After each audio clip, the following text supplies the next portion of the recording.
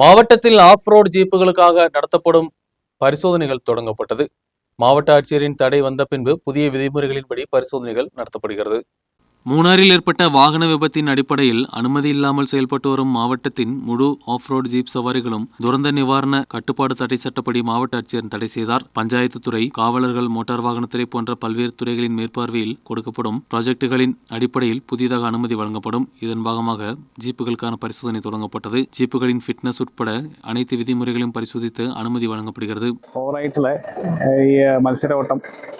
പിന്നെ അധിക ചാർജ് ഈടാക്കൽ, പിന്നെ ഒരു സൗഹൃദമായിട്ടുള്ള ഒരു അന്തരീക്ഷം സൃഷ്ടിക്കാനാണ് ടൂറിസ്റ്റുമായിട്ട്. ഇപ്പോൾ ടൂറിസ്റ്റുമായിട്ട് പല സ്ഥലങ്ങളിലും വഴക്ക് കൂടലും ടൂറിസ്റ്റുകൾ ഡിസാറ്റിസ്ഫൈ പോകുന്ന സിറ്റുവേഷൻസ് ഒക്കെ വന്നിട്ടുണ്ട്. മാത്രമല്ല അപകടങ്ങളും കൂടി വന്നിട്ടുണ്ട്. അതിൻ്റെ ഒരു പശ്ചാത്തലത്തിൽ ജില്ലാ കളക്ടറുടെ നിർദ്ദേശപ്രകാരമാണ് നമ്മുടെ രാമക്കൽമേടും ഇങ്ങനെ ഒരു ചെക്കിംഗ് ആരംഭിച്ചിരിക്കുന്നത്. ஓட்டுநர்களுக்கான சான்றுகளும் பரிசோதனை செய்யப்படும். ஆஃப் ரோடு ஓட்டுநர்களும் இந்த பரிசோதனையை வரவேற்றுள்ளனர்.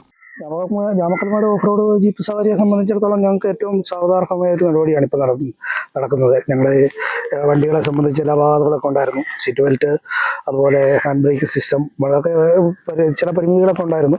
അതെല്ലാം ഞങ്ങളെല്ലാം റെഡിയാക്കി പുതിയൊരു നല്ലൊരു സംവിധാനത്തിലേക്ക് സർക്കാർ കൊണ്ടുവരുന്നുണ്ട്. അതിനെ ഞങ്ങൾ പൂർണ്ണമായിട്ട് ജീപ്പ് ഡ്രൈവേഴ്സ് സ്വാഗതം ചെയ്യുന്നുണ്ട്. இதுவரை 50 வாகனங்களின் பரிசோதனை நிறைவு செய்யப்பட்டுள்ளது. தொடர் பரிசோதனைகள் ஒரு வாரத்தில் நடத்தப்படும். நியூஸ் பியூரோ, ராஜகுமாரி.